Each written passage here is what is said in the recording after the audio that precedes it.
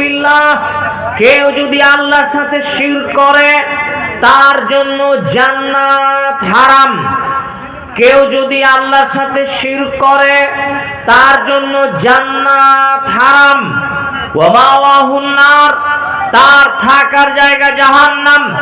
ওয়া মা লিয-যালিমিনা মিন আনসার, এইসব অত্যাচারী শিরককারী অত্যাচারীর জন্য কোনো সাহায্যকারী নেই। সূরা আল মাইদা, কোরআনুল কারীমের 5 নম্বর সূরার 72 নম্বর আয়াত। সম্মানীয় উপস্থিতি, আপনাকে আমি দেখালাম 1 নম্বর জুলুম, আল্লাহর উপর জুলুম করা। আল্লাহর উপর জুলুম হচ্ছে আল্লাহর সাথে শিরক করা। 2, ওয়াম্মা যুলমুল্লাযী ইয়াগফিরুহু, 2 নম্বর জুলুম যেটা আল্লাহ চাইলে ক্ষমা করে দিতে পারেন। আল্লাহ চাইলে ক্ষমা করে দিতে পারেন। সেটা কি? সেটা হচ্ছে ফাযুলমুল ইবাদি আনফুসাহুম ফীমা বাইনাহুম ওয়া বাইনা রাব্বিহিম। 2 নম্বর জুলুম হচ্ছে ওই রকমের জুলুম যেটা বান্দা তার নিজের ওপর করে। মানুষ নিজের ওপরে জুলুম করে। মানুষ নিজের ওপর জুলুম করে। মানুষ নিজের ওপরে কিভাবে জুলুম করে? 2 রকম ভাবে নিজের ওপরে জুলুম করে। 1, আল্লাহ তাআলা যেসব কাজ করতে নির্দেশ দিয়েছেন, ফরজ করেছেন, যে সব কাজগুলোকে এটা করতেই হবে, যেসব কাজ আল্লাহ করা বাধ্যতামূলক করেছেন, ফরজ করেছেন, কিন্তু করে না। যেগুলো আল্লাহ ফরজ করেছেন সেগুলো করে না।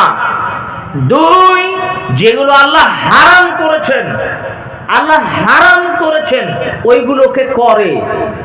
যেগুলো আদেশ করেছেন, ফরজ করেছেন, এগুলো করে না। যেগুলো ফরজ করেছেন এগুলোকে করে, হারামগুলো করে আর ফরজগুলো ছাড়ে। এরা নিজের ওপর জুলুম করে। কথাকে আমি বুঝাতে পারছি? আপনারা তো আবার ঝাড়খণ্ডের মানুষ, বাংলা ভাষা কি বুঝতে অসুবিধা হচ্ছে আমার? সম্মানীয় উপস্থিতি, তাহলে মানুষ 2 রকম ভাবে জুলুম করলো। যেমন একটা লোক 30 বছর 40 বছর নামাজ পড়েনি, ও কি অন্যের ওপর জুলুম করেছে? না, ও নিজে নামাজ পড়েনি, নিজের ওপর জুলুম করেছে।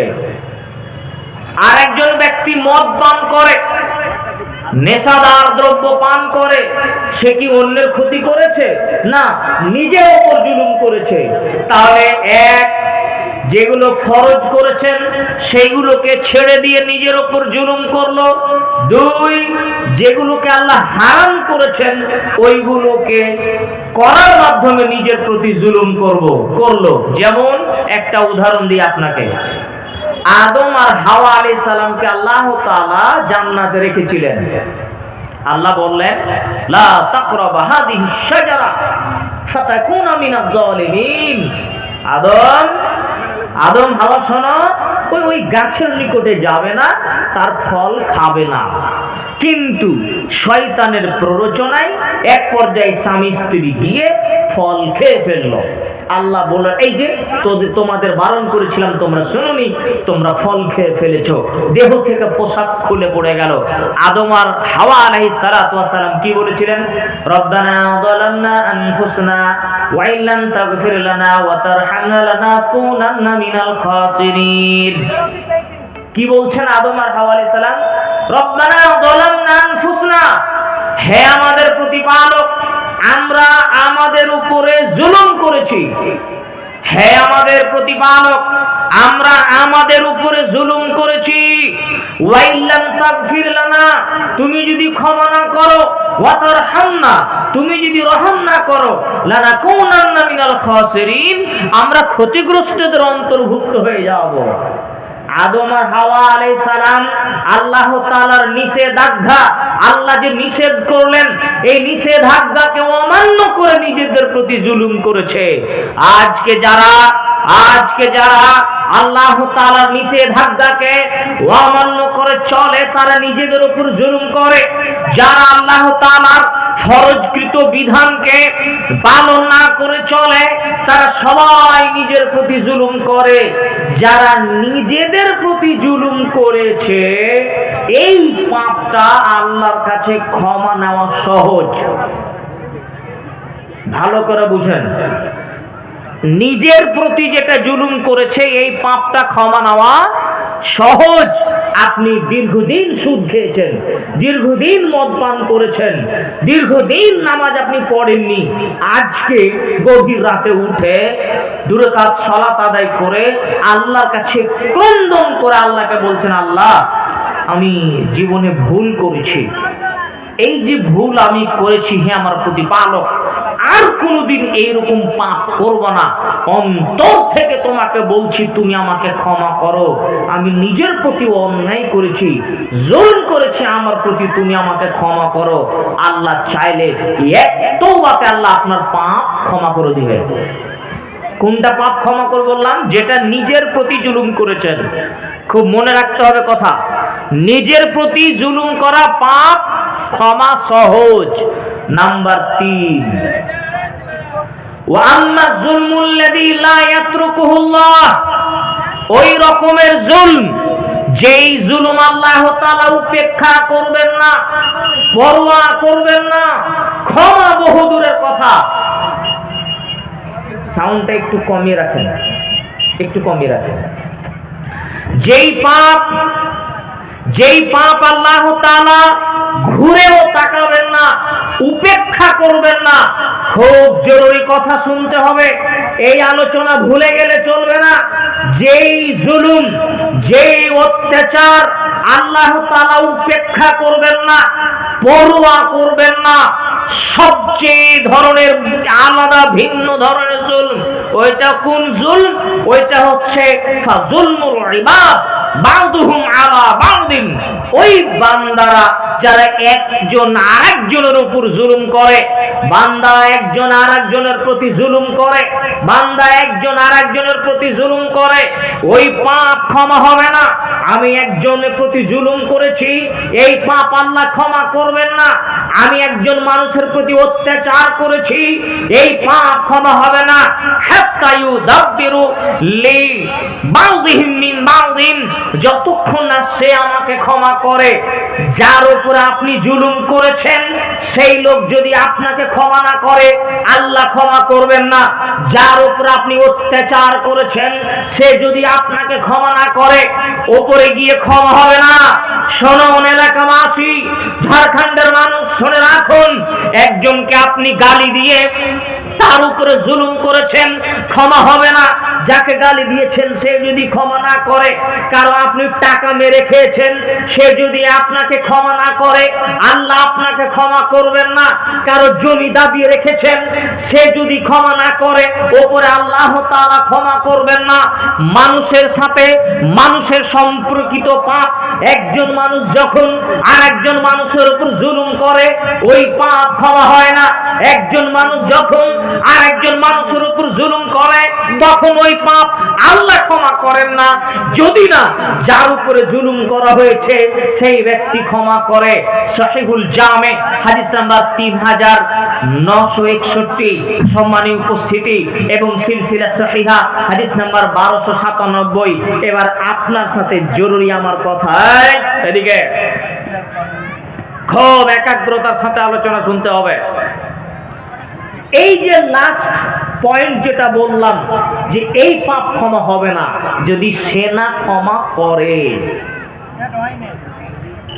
এখন কথা হচ্ছে একজন মানুষ আর একজন মানুষের উপর জুলুম করে 3 রকম ভাবে, খুব খেয়াল করতে হবে। একজন মানুষ আর একজন মানুষের উপর অত্যাচার করে 3 রকম ভাবে। এক, শারীরিক ভাবে, দৈহিক শারীরিক ভাবে। 2, আর্থিক ভাবে। 3 নাম্বার হচ্ছে যে মান সম্মান হারি করে।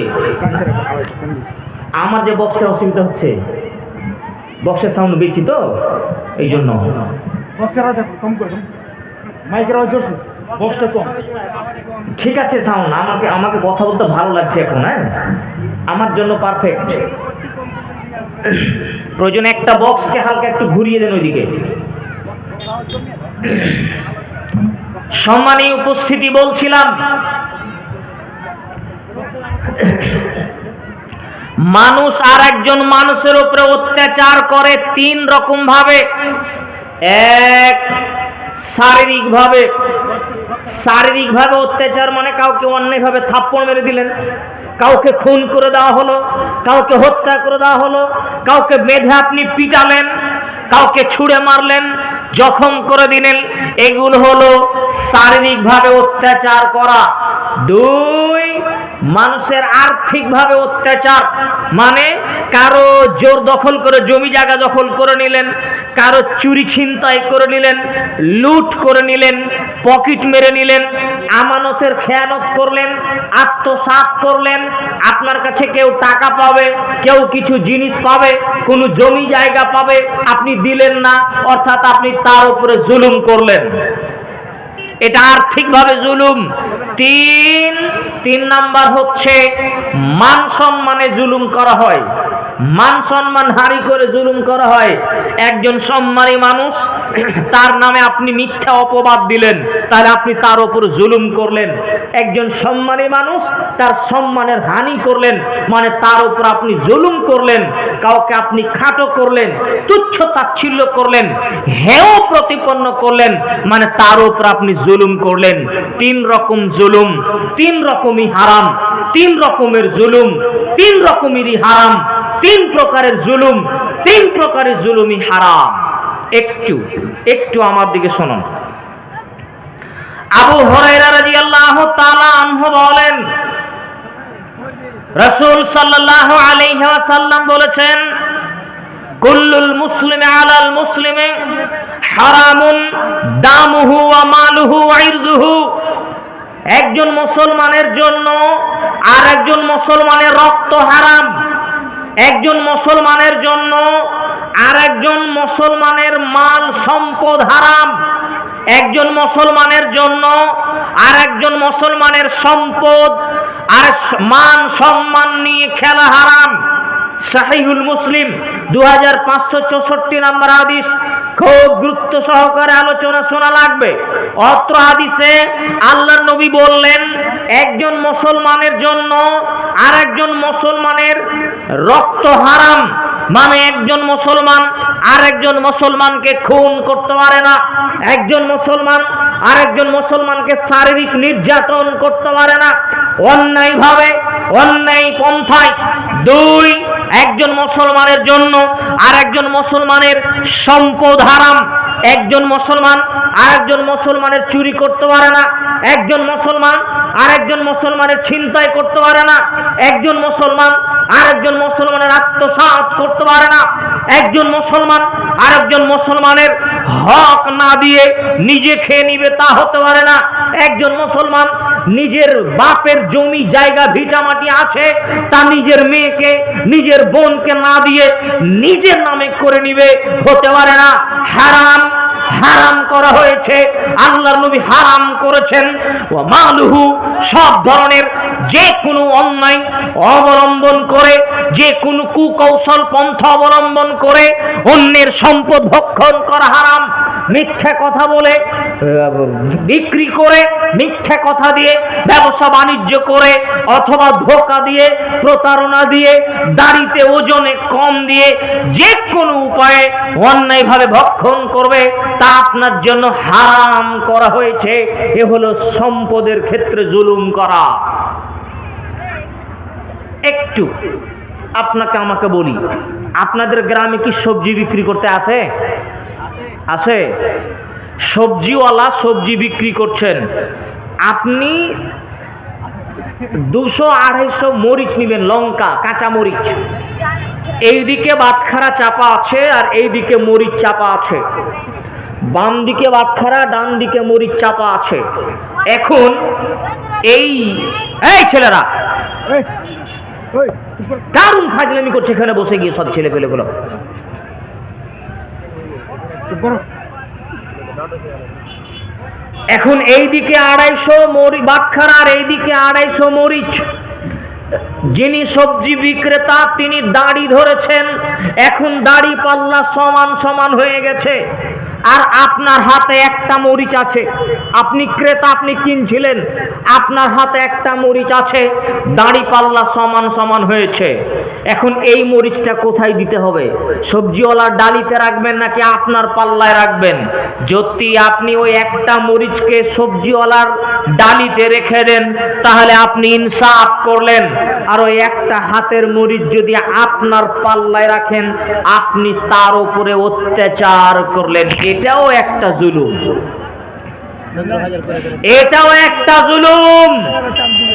এই ছেলে, ও মুরব্বী চাচা, শুনেন শুনেন শুনেন, আপনার বাপ মারা গেছে কয়েক বছর আগে।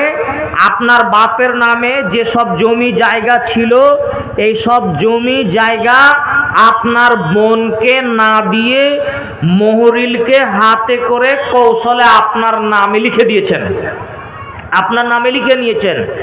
আপনার কি হবে? আপনার কি হবে?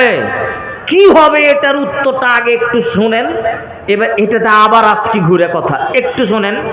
আবু হুরায়রা রাদিয়াল্লাহু তাআলা আনহু বলেন, রাসূল সাল্লাল্লাহু আলাইহি সাল্লাম একদা বললেন, আতাদরুন আমাল মুফলিস, সঙ্গী সাথী তোমরা জানো সবচেয়ে দরিদ্র মানুষকে? ক্বালু, সাহাবীগণ বললেন, আল মুফলিসু ফিনা মান লা দিরহাম লাহু ওয়ালা মাতা, আমাদের মাঝে সবচেয়ে দরিদ্র মানুষ হলো ওই লোকটা যার টাকা পয়সা নেই, অর্থ সম্পদ নেই, সেই তো আমাদের মাঝে দরিদ্র গরিব। আল্লাহর নবী বললেন, শোনো, ইন্নাল মুফলিসা মিন উম্মতি ইয়াতি ইয়াউমাল কিয়ামাতি বিসালাতিন ওয়া সিয়ামিন ওয়া সাদাকাহ ওয়া যাকাতিন, আমার উম্মতের মাঝে সবচেয়ে দরিদ্র মানুষ, সবচেয়ে অভাবী মানুষ, সবচেয়ে গরিব মানুষ হচ্ছে ওই লোকটা যেই লোকটা কিয়ামতের মাঠে নামাজের নেকি, রোজার নেকি, যাকাতের নেকি নিয়ে উপস্থিত হবে। ওয়ায়াতি কদ শাতামা হাদা ওয়া কাদাফা হাদা ওয়া আকালা মাল হাদা ওয়া শাতামা দামা হাদা ওয়া দারাবা হাদা।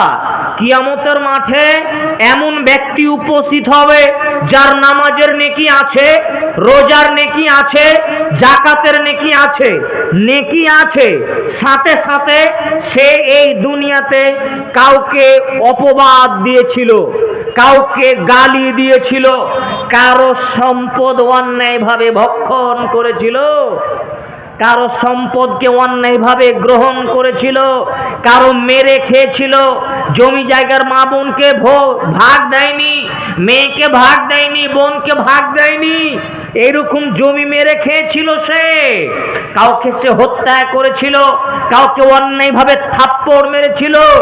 এইগুলো সব নিয়ে কিয়ামতের মাঠে উপস্থিত হবে। ইউতা হাদা মিন হাসানাতিহি ওয়া হাদা মিন হাসানাতিহি, আল্লাহ তাআলা বিচার শুরু করবেন।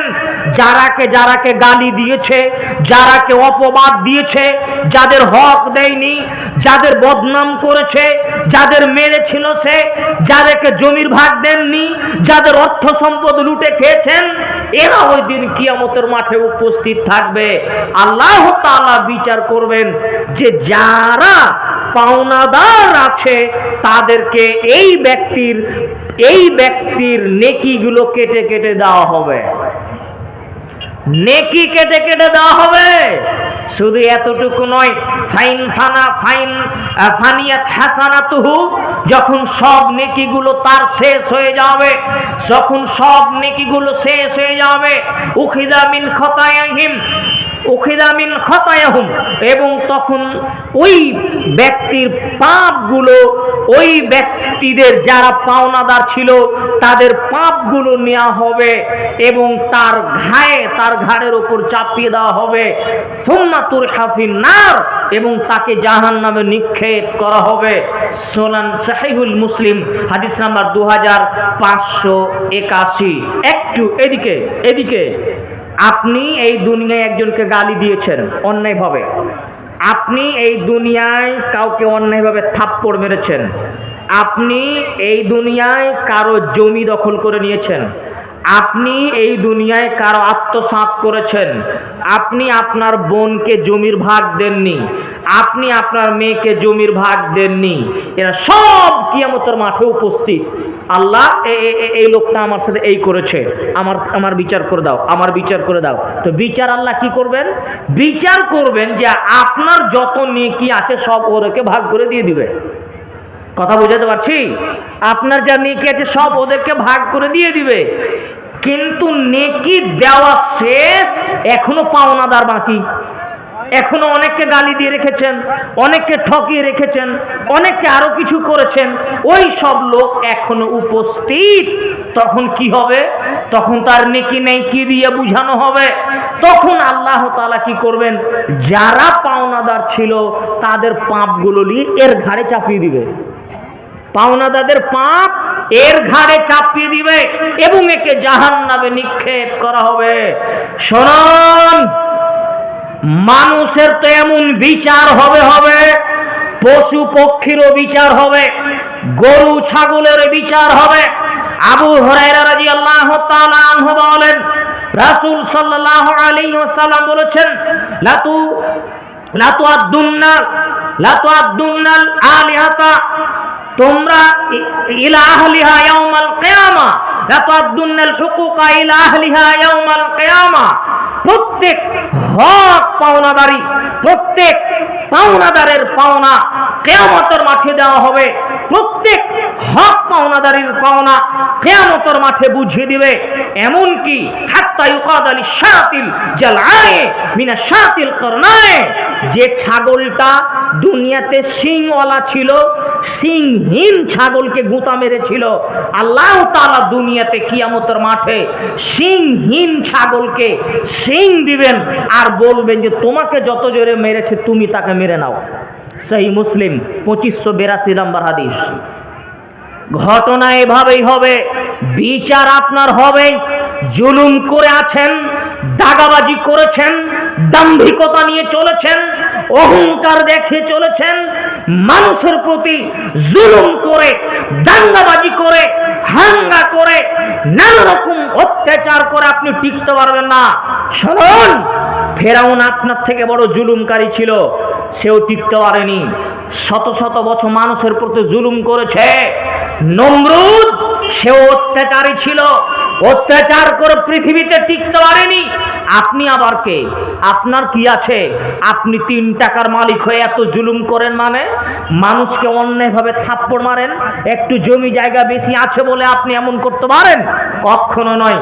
শুনুন, জাবির ইবনে আব্দুল্লাহ রাদিয়াল্লাহু তাআলা আনহু বলেন, রাসূল সাল্লাল্লাহু আলাইহি ওয়াসাল্লাম বলেছেন, ইত্তাকু যুলমা ফাইন্না যুলমা যুলুমাতুন ইয়াউমাল কিয়ামা, তোমরা জুলুম করা থেকে বেঁচে থাকো, অত্যাচার করা থেকে বেঁচে থাকো, কেননা কিয়ামতের মাঠে জুলুম, অত্যাচার অন্ধকার হয়ে আসবে।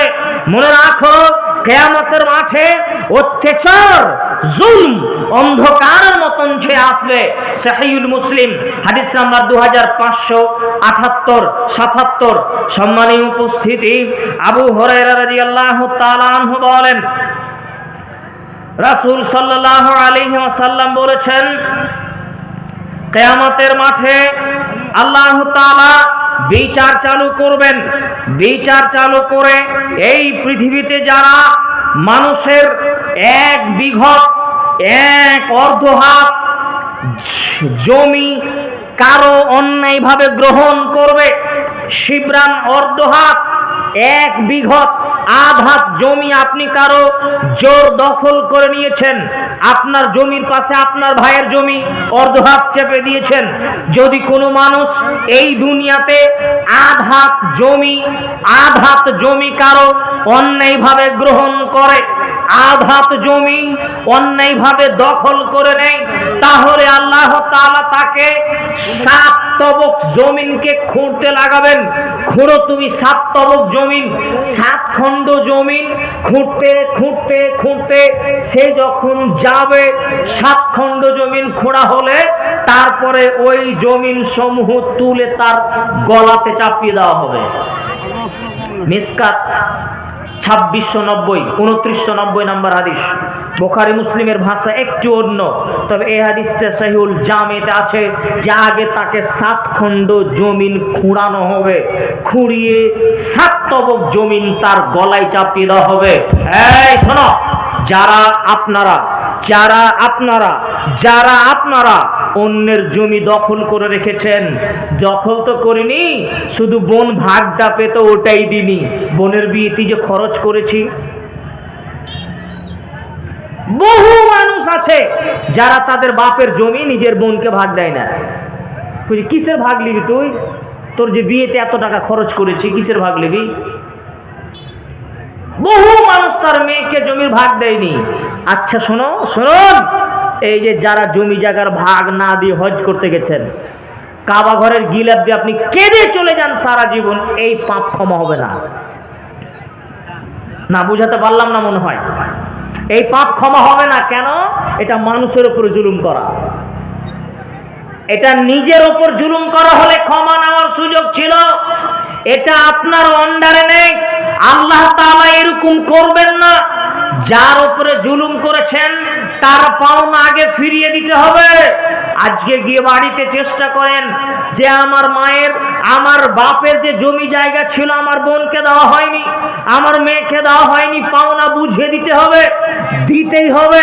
তা না হলে বিচার মাঠে আটকে যাবেন আপনি। তাহাজ্জুদ পড়ে আপনার জান্নাত হবে না। ওরা যদি ক্ষমা না করে, হজ করে ক্ষমা হবে না। এটা তওবার বিষয় নয় যে আপনি তওবা করে নেবেন ক্ষমা হয়ে যাবে। এটা হক আদায় করার বিষয়। যার হক নষ্ট করেছেন তাকে হক দিতে হবে। যার হক নষ্ট করেছেন তার হক ফেরত দিতে হবে। তা না হলে এটা হচ্ছে জুলম, এটা হচ্ছে অত্যাচার করা। অত্যাচার আল্লাহ তাআলা ক্ষমা করবেন না। যার উপরে অত্যাচার করা হয়েছে সে যদি ক্ষমা না করে, সম্মানীয় উপস্থিতি, আবু হুরায়রা রাদিয়াল্লাহু তাআলা আনহু বলেন, রাসূল সাল্লাল্লাহু আলাইহি ওয়াসাল্লাম বলেছেন, ইত্তাকু যুলমা, তোমরা জুলম করা থেকে বেঁচে থাকো। ইত্তাকু যুলমা, জুলম করা থেকে বেঁচে থাকো। ফাইন্নাহা তুহমালু আলা আলাল গমামি, কেননা অত্যাচারিত মাজলুম ব্যক্তির দোয়া মেঘের উপরে উঠে যায়। অত্যাচারিত ব্যক্তির দোয়া মেঘের উপরে উঠে যায়। ক্বাল আল্লাহ তাআলা বলেন, ওয়া ইজ্জতি, আমার সম্মানের কসম, ওয়া ইজ্জতি ওয়া জালালি, আমার মর্যাদার কসম, আমার সম্মানের কসম। আল্লাহ বলেন, আমার ইজ্জতের কসম, আমার সম্মানের কসম, লাম সুরান্নাকে ওয়ালাউ বাদা হিনিন। শোনো, মাজলুম মানুষ, তোমার উপর অত্যাচার করা হয়েছে, তোমার উপর অত্যাচার করা হয়েছে। ও নিপীড়িত মানুষ, ও নির্যাতিত মানুষ, ও অত্যাচারিত মানুষ, শোনো, তোমাকে আমি সাহায্য করবই, যদিও কিছুক্ষণ পরে হয়। তোমাকে আমি সাহায্য করবই, যদিও কিছুক্ষণ পরে হয়। আল্লাহর সাহায্য নেমে আসবে যাদেরকে অত্যাচার করা হয়েছে। সুনান সহিহুল জামে হাদিস নাম্বার 117, আবু হুরায়রা রাদিয়াল্লাহু তাআলা আনহু বলেন, রাসূল সাল্লাল্লাহু আলাইহি ওয়াসাল্লাম বলেছেন, সালাসুন মুস্তাজাবাতুন, 3 শ্রেণীর মানুষের দোয়া আল্লাহ তাআলা কবুল করে নেন। লা শাক্কা ফিহিন্না, কোনো সন্দেহ নেই 3 শ্রেণীর মানুষের দোয়া আল্লাহ কবুল করবেনই করবেন। 3 শ্রেণীর মানুষের দোয়া আল্লাহ কবুল করবেনই করবেন। লা শাক্কা ফিহিন্না, কোনো সন্দেহ নেই, অবশ্যই 3 শ্রেণীর মানুষের দোয়া আল্লাহ কবুল করবেন। 1, দাওয়াতুল মাজলুম, নিপীড়িত, নির্যাতিত, অত্যাচারিত মানুষের দোয়া। 2, ওয়াদাওয়াতুল মুসাফিরে, মুসাফির ব্যক্তির দোয়া। 3, ওয়াদাওয়াতুল ওয়ালিদি আলা ওয়ালাদিহি, মা বাপের দোয়া সন্তানের জন্য। সুনান তিরমিজি হাদিস নাম্বার 1905। সম্মানীয় উপস্থিতি, অত্যাচারিত ব্যক্তি, যার উপর আপনি অত্যাচার করেছেন, যার উপর আপনি জুলুম করেছেন, অন্যায়ভাবে যাকে আপনি গালি দিয়েছেন, অন্যায়ভাবে থাপ্পড় মেরেছেন, কারো জমি দখল করে রেখেছেন, সে যদি একবার বলে আল্লাহ আমি গরিব মানুষ, আমার উপর অত্যাচার করেছে, আল্লাহ আমি দরিদ্র মানুষ, অন্যায়ভাবে থাপ্পড় আমাকে মারলো, অন্যায়ভাবে আমার উপর জুলুম করলো, তুমি বিচার করে নিও, তার বলাতে বলাতে সাথে সাথে কবুল হয়ে যায়, বলার সাথে সাথে আল্লাহ কবুল করে নিলেন। শুধু এতটুকুই নয়, শুধু এতটুকুই নয়, আবু হুরায়রা রাদিয়াল্লাহু তাআলা আনহু বলেন রাসূল সাল্লাল্লাহু আলাইহি ওয়াসাল্লাম বলেছেন ইত্তাকু যুলমা, তোমরা জুলুম করা থেকে বেঁচে থাকো, ইত্তাকু যুলমা, তোমরা জুলুম করা থেকে বেঁচে থাকো। কেননা আল্লাহ তাআলা অত্যাচারিত মানুষের দোয়া কবুল করে নেন, ওয়ালাউ কানা ফাজিরান, সে যদি পাপিষ্ঠ হয় তবু আল্লাহ তার দোয়া কবুল নেন।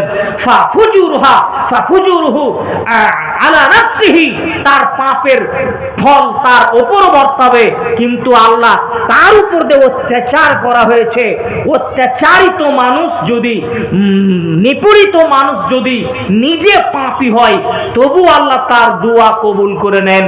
কত ভয়ঙ্কর কথা! শুনুন, আমি নিজে অত্যাচারী মানুষ আর আপনি অত্যাচারিত মানুষ, কিন্তু আপনি লোকটা ভালো নয়, পাপ করেন, অন্যায় করেন, কিন্তু এই ক্ষেত্রে আমি আপনার উপর অত্যাচার করে দিয়েছি, আপনি খারাপ মানুষ হলেও আল্লাহ আপনার দোয়া কবুল করবেন। কেন? আপনার উপর অত্যাচার করা হয়েছে। সাহিহুল জামে হাদিস নাম্বার 2298। সম্মানীয় উপস্থিতি, তাই আপনাকে অনুরোধ করে বলছিলাম যে অত্যাচার করা বন্ধ করুন। আল্লাহ তাআলা বলেন ওয়ালা তাহসাবান্নাল্লাহ গাফিলান আম্মা ইয়ামালুজ জালিমুন, যারা অত্যাচারিত মানুষ, শুনুন, হতাশার কিছু নেই। অন্যায়ভাবে আপনাকে মেরেছে, অপমান করেছে, জমি দখল করে দিয়েছে, খুন করে দিয়েছে, হতাশার কিছু নেই। আল্লাহ তাআলা বলেন ওয়ালা তাহসাবান্নাল্লাহা গাফিলান আম্মা ইয়ামালুজ জালিমুন, যারা অত্যাচার করে, অত্যাচারী মানুষের অত্যাচার সম্পর্কে আল্লাহ তাআলা গাফেল নন, আল্লাহ সম্যক অবগত, সবই জানেন, সবই জানেন। সূরা ইব্রাহিম 42 নম্বর আয়াত। বরং রাসূল সাল্লাল্লাহু আলাইহি সাল্লাম অন্য হাদিসে বলেছেন ইন্নাল্লাহা লা ইউমলিজ জালিমে, আল্লাহ তাআলা জালেমকে ছাড় দেন। নাও তুমি কত অত্যাচার করতে পারো, নাও তুমি কত জুলুম করতে পারো, কিন্তু যখন আল্লাহ তাআলা ধরেন, পাকড়াও করেন, তার শাস্তি অতীব কঠিন হয়। সুতরাং অত্যাচার করা থেকে বেঁচে থাকুন, আর দয়া করে বলবো ক্ষমতা দেখাবেন না। এই বংশের ক্ষমতা, অর্থের ক্ষমতা, লাঠির ক্ষমতা, শারীরিক ক্ষমতা, দলীয় ক্ষমতা, এই সব ক্ষমতা দেখিয়ে আপনি পৃথিবীতে সামান্য কিছু অর্জন করতে পারেন, কিন্তু টিকতে পারবেন না। বিচারের মাঠে আপনার বিচার হবেই, খুব কঠিনভাবে হবে। অতএব আজকে এই ময়দানে আপনাকে বলি যে যার প্রতি যেভাবে জুলুম করেছেন, গোপনে হলেও তার হাত ধরে, তার পা ধরে ক্ষমা নিয়ে যান, না হলে কিন্তু বিচার মাঠে ক্ষমা হবে না। গোপনে গভীর রাতের অন্ধকারে হলেও হাত পা ধরে নিয়ে ক্ষমা নিয়েন। ভাই, তোমার নামে আমি বদনাম করেছিলাম, তুমি আমাকে মাফ করো। ভাই, তোমাকে অন্যায়ভাবে সেই দিন আমি একটা কটু কথা বলেছিলাম, আমার ভুল হয়েছে, তুমি আমাকে ক্ষমা করে দাও। ও আমার ভাই, শোনো, তোমার জমিটা আমি একটু চেপে দেখেছিলাম, এই যে আমি ছেড়ে দিলাম। ওরে আমার বোন, শোন, তোকে আমার বাপের জমির ভাগ দিনি রে, এই নে তোকে ভাগ দিয়ে দিলাম, তুই আমাকে মাফ করে দে। জরুরি ভিত্তিতে তবে একবারে খুবই দ্রুততার সাথে আপনি তাদের কাছে ক্ষমা নিয়ে নিয়েন। বিচার মাঠে ক্ষমা নেওয়ার কোনো সুযোগ নেই। হাত থেকে ঢিল ছুড়ে গেলে যেমন আর ঘুরে আসে না, বন্দুক থেকে গুলি বেরিয়ে গেলে যেমন আর ঘুরে আসে না, ধনুক থেকে তীর ছুটে গেলে যেমন আর ঘুরে আসে না, শ্বাস বন্ধ হলেই আর আপনার ক্ষমা নেওয়ার কোনো সুযোগ নেই। আপনি মরে যাবেন, আপনার ছেলে আর মুলবি সাহেব খাটের সামনে দাঁড়িয়ে বলবে, শোনো শোনো, যারা এই লোকটা মারা গেছে, আপনারা যদি কেউ কিছু আপনাদেরকে কেউ কোনোদিন বলে থাকেন তো মাফ করে দিয়েন, ঘোড়ার ডিম হবে, কিছুই হবে না। কি হবে? হ্যাঁ, ও অত্যাচার করে জুলুম করে সব করে যাবে, আর মুলবি সাহেব বলে দিয়ে সব পার হয়ে যাবে। ধর্ম কি একবারে এত সহজ মনে করে নিলেন? অত সহজ মনে করিয়ে নিয়ে তওবা করে ফিরে আসার চেষ্টা করুন। সম্মানীয় উপস্থিতি, বক্তা চলেছেন শ্রদ্ধেয় ভাই, তাই কথা আমি এর সামনে এগিয়ে না গিয়ে আজকের আলোচনা আমি এখানে সমাপ্ত করছি। আল্লাহ তাআলার কাছে দোয়া রাখছি, হে আমাদের প্রতিপালক, তুমি সর্ব ধরনের জুলুম করা থেকে আমাদের রক্ষা করো, আমিন। ওয়া আখিরু দাওয়ানা আলহামদুলিল্লাহি রাব্বিল আলামিন। আসসালামু আলাইকুম ওয়া রাহমাতুল্লাহি ওয়া বারাকাতুহু।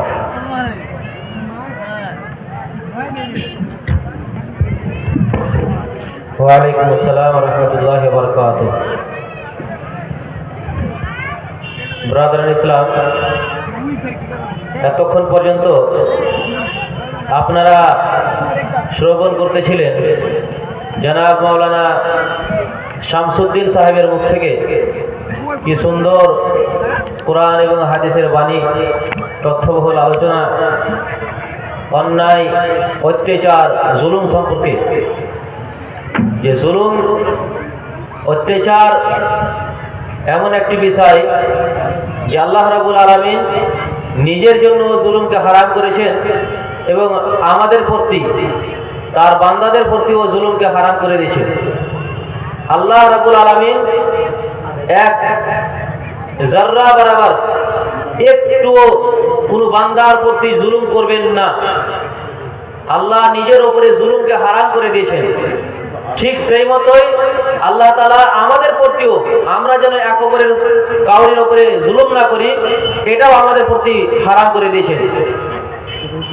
এই ব্যাপারে কত সুন্দর আলোচনা শুনতেছিলেন, এমন ভালো লাগছিল, মনে হচ্ছিল যে আলোচনা শুনতেই যাই, অন্য বক্তাকে নিয়ে না আসি। কিন্তু যেহেতু সামনে আরো আমাদের দুইজন বক্তা, যার কারণে মাওলানাকে এখান থেকে শেষ করতে বাধ্য হলো।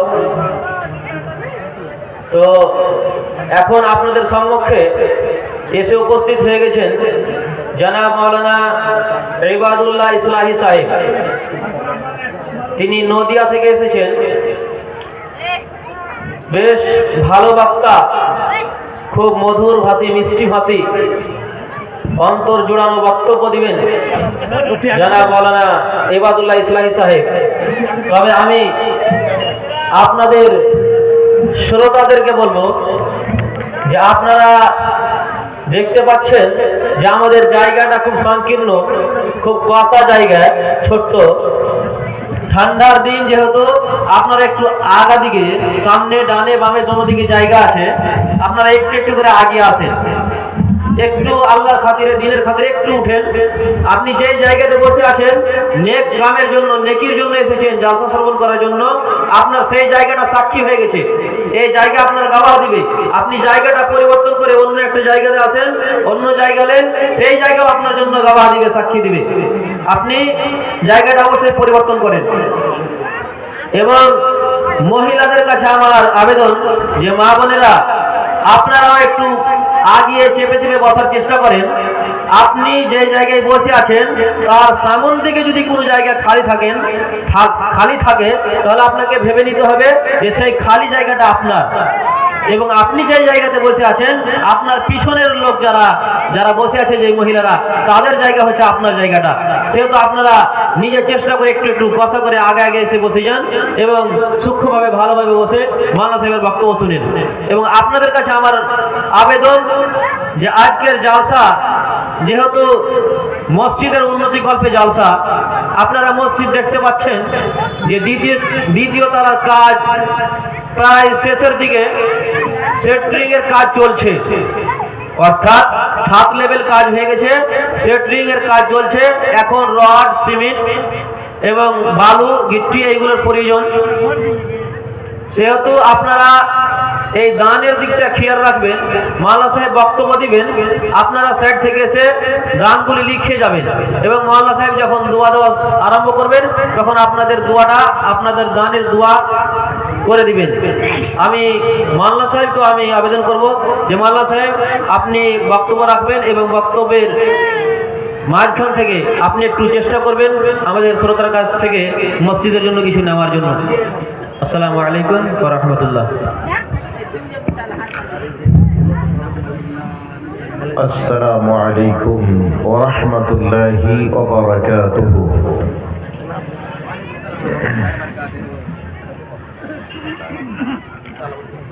মাটির জায়গা অল্প, এ কথা সত্য।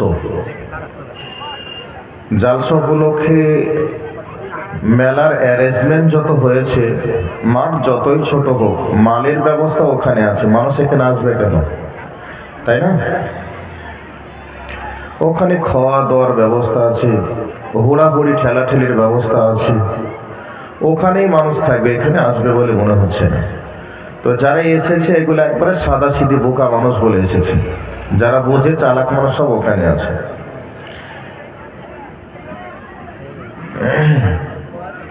ভাই